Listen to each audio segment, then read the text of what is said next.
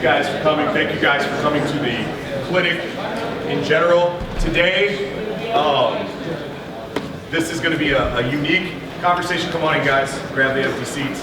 What we're doing today is there's always been kind of a debate in the world of sprinting about this philosophy of long to short or short to long.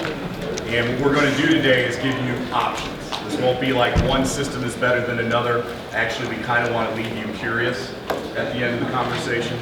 I'm Coach Banta. I coach track and field at Parkway Central High School. I've been there for 15 years. I was a frustrated, injured sprinter in high school and in college, but I learned a lot of things not to do, and that's kind of helped me kind of get established. That's kind of my fun thing that I like to really do and train has always been the people who move the fastest down the track, which is sprinting. This is Coach Buckbar. Coach Buckbar has been at numerous locations, and you can kind of follow where he goes because usually his team's winning the 4x4 wherever he's at. So just look at the 4x4 and likely he's the one coaching them. His coaching accolades, he coached at McClure, at Ladue, at CBC, and again, go back and look at the state champions, and more often than not, that's Coach Buckbar. Okay, so first we're going to talk about a couple of things that are common in both of our philosophies, both training systems. So no matter what type of training program you want to implement, it needs to be something that's based on principles of progressive loading, so intensity and volume, being able to alternate those and logically putting those in sequence. Something that's produced, athletes for every level. So it's great to have, take something from a professional coach, but can you apply it to your athletes? Can you apply it to the kid, the boy who's going to run, his PR is going to be 54 seconds in the 400, and then also your kid who maybe can run 49, 48 in the 400. So it's something that can go across all of those. Takes a logistical approach so that you, as you are planning and putting things together, you know why you're doing things and you know what sequence you want to do things. Something that's simple to follow and implement, and then something that's been tested and tweaked and it's worked for years. So the system that I use, the system that Coach Ben is going to talk about, we didn't invent it. We found something that worked, and then throughout the years started to change it, adapt it to our principles. All right, so when we're looking at the distribution of your year, there's some general things we want to talk about. First of all, it's the idea of periodization. And periodization, one of the things that if you do USATF or the IAAF Academy, they want to try to get us on all the same page in terms of our verbiage, the things that we talk about, how we plan.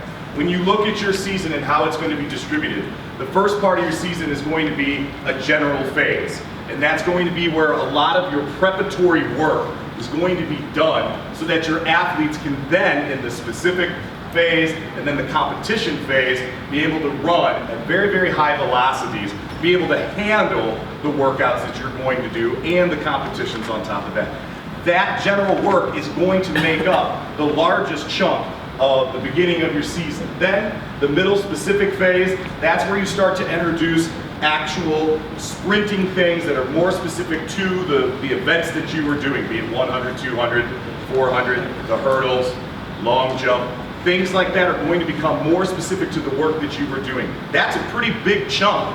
A lot of people like to load up the general phase and forget about how important that specific phase needs to be for that period of time. And then your competition phase is going to be the shortest because you're going to have a limited window of when you're going to be able to be competitive in the meets that you're running. In a 3-month plan, which is more like high school, you'll notice your first 2 weeks, getting these kids ready. Some kids are starting off in different spots. If you've got a basketball player, they're going to be probably more prepared during that time. But you've got to be very, very careful because of the weather in St. Louis and things like that. We want to be more general in nature. And the things that happen in that general phase is going to be working on improving, their mobility, they're kind of getting their connective tissue ready, their ligaments, their tendons, and things like that for the performances that they're going to do. Your annual plan is your year, your entire year. Now that for high school coaches could be 3 months. If you have a winter conditioning program, if you have a summer track program, that could be the entire year, the calendar year. Okay, it's very important that you plan. One of the things that the coaches talked about last night was you have a plan. Now, can you tweak those things and adjust those things? Absolutely. But that's your annual plan. Your preparation phase is going to be where you're going to be preparing in the general phase. That's going to be the 80% that you've got there. You've got your general prep, and then you've got your specific prep. So that's its own phase, its own chunk. So then as you move forward through that, that becomes more specific too. Then when you get to your competitive phase, you've got different phases inside of that. Your pre-competition, your competition, your championship, and your peak. And as we go through our talk today, you'll see how we break those things down in terms of training. So 3 basic terms that we're going to use to talk about our workouts and how we sequence things. Speed development, we both talk about speed development, acceleration first. So acceleration first, and then as we get later in the year, that speed development becomes more top-end speed, max velocity. Speed endurance, so being able to maintain that near maximum velocity for a longer period of time. And then lactic tolerance, or lactic acid buildup, so the athlete's ability to buffer that lactic acid throughout a race. So these are the 3 speed type of training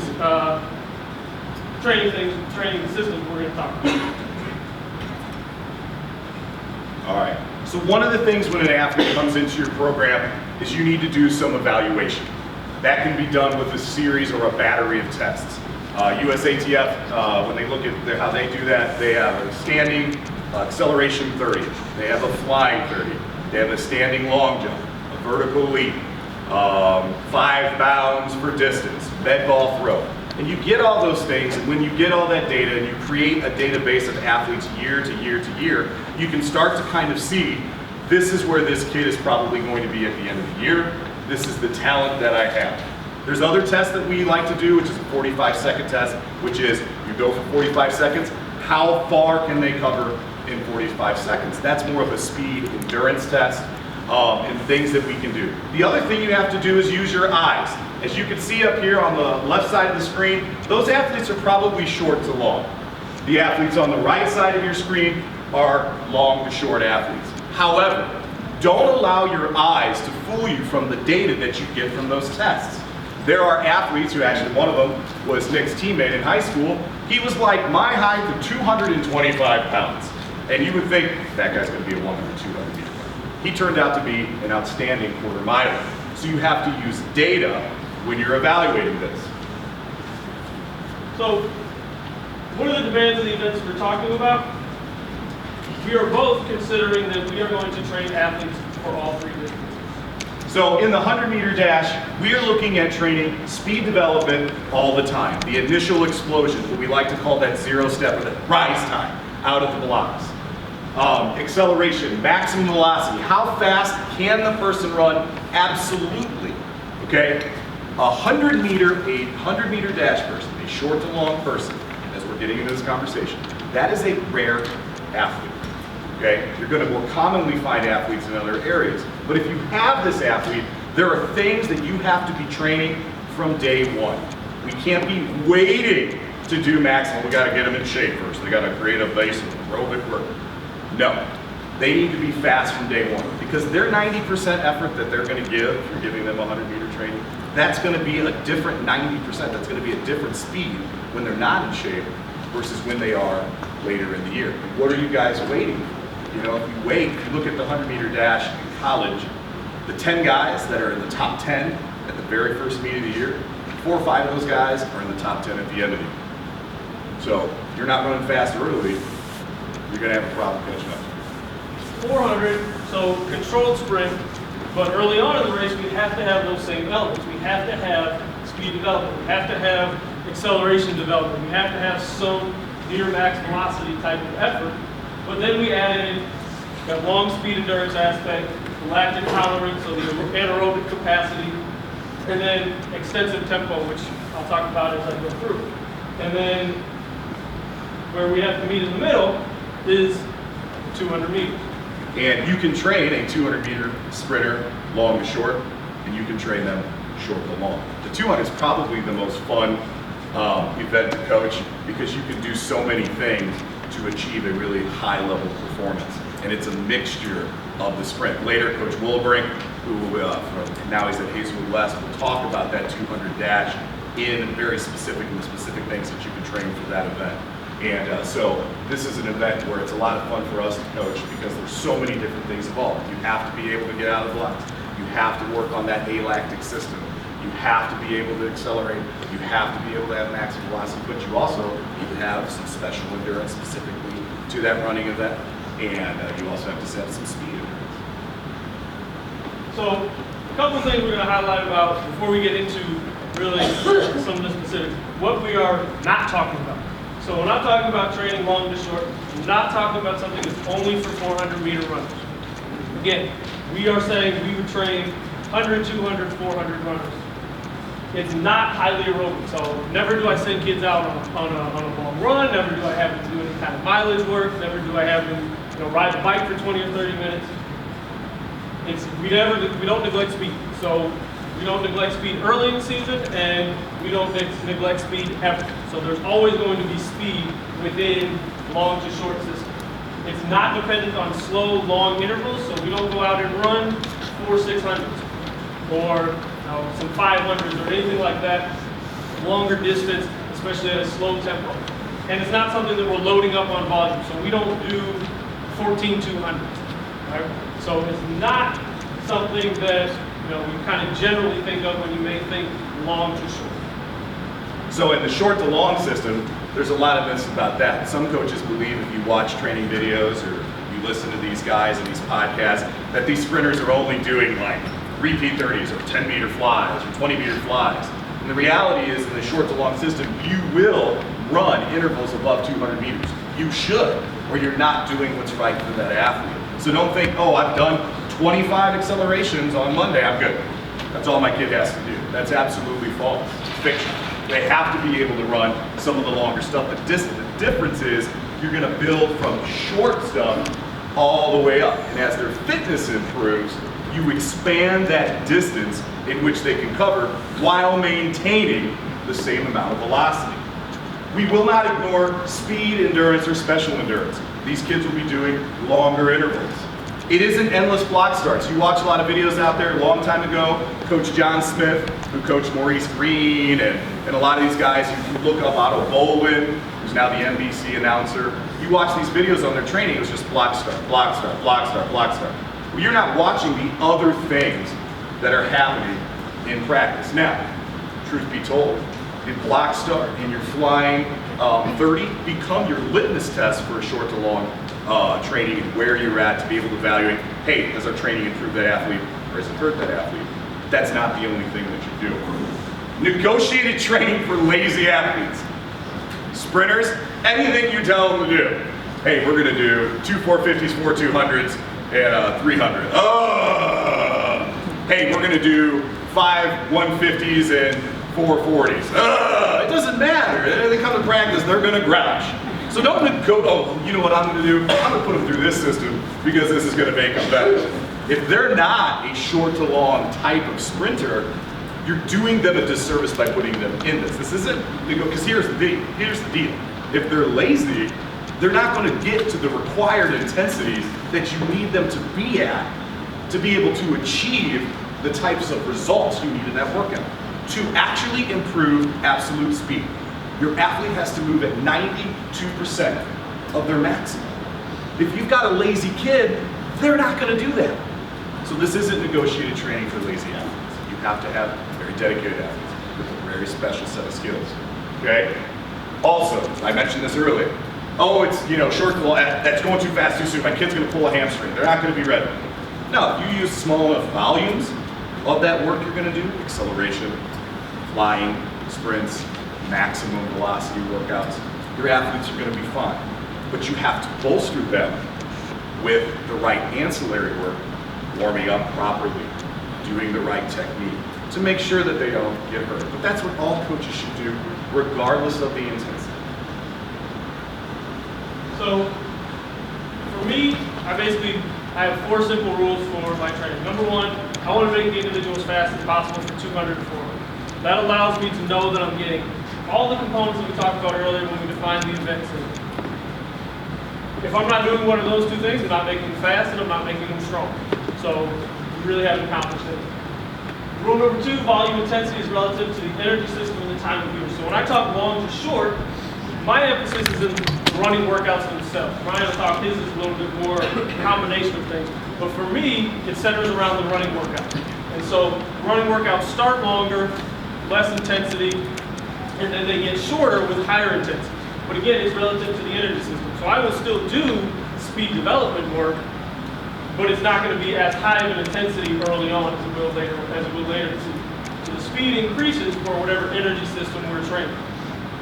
Rule 3, always really make adjustments and know the why. So for me, that's not necessarily for this system, that's for any system. So regardless of the situation, weather conditions, how my athletes are feeling, anything like that, if I know why I'm trying to accomplish, what I'm trying to accomplish within the workout, I can make adjustments, I can make changes. And then rule 4, when in doubt, refer back to rule 1. So again, if I'm wondering, where are we, how are we doing, what's the training been showing me, am I accomplishing one of these two things? If I hear, a workout or something, or I want to tweak a workout, is it making an athlete faster for 200 and for 400 meters? So, rule number 1 for the short to long system, you have to build your training around the drive phase, and you have to build it around the flying 30. So if you're not testing those things, you can't do this system. The acceleration is so important. Acceleration is a skill. Every athlete, 275-pound high school lineman, 120-pound distance girl, can get better at accelerating. That has to be a part of every practice. Okay, so one of the things we do is in our drills now, we go and we do our striders or our build-ups or whatever you guys like to call them. We get it down in a combine start. Even my distance girls are like, oh my God, I can't believe we're doing this. Because you never know if that kid actually will run the 400 for you. So you got to introduce that skill all the time. In the 100-meter dash, in terms of elite sprint, the most improved thing that has happened is the drive phase. If you look at the difference between Carl Lewis and Burrell back in the day, and now Tyson Gay, Asaf Powell, Usain Bolt, the biggest difference isn't in their maximum velocity at the end of the race. It's the acceleration improvement as a skill and as a technique. Well, you guys know a skill and technique takes a really, really long time to develop. So running fast is a skill. Your body has a substance called myelin. Myelin is this fatty stuff that wraps around your neurons, and the more you practice a skill at the right intensity level, the more that myelin wraps around that neuron, and it sends the signal stronger, faster, and more accurate. So if you're waiting, we'll do our sprint training, at districts time or conference time. Too late. Okay, all that work you could have done at the beginning of the season, you missed out on. Running fast is a skill. How does that skill, manifest itself in training? Posture is the biggest one. In the block starts, when you come into the block, there's posture. When you drive out of the drive phase, there's posture. Okay? If I was to take a pole and drive it right through your head, through your shoulders, through your hips, and down through your feet, I should be able to see a straight line. It's almost like a broomstick as you come out of the blocks. Okay? And the reason why these things are so important is that the body has to move properly because it's a series of elastic rubber bands, and when it's not being used, you're not getting the most out of it. And Coach Brauman talked about this before, and he mentioned it very briefly, but if you step this way, that changes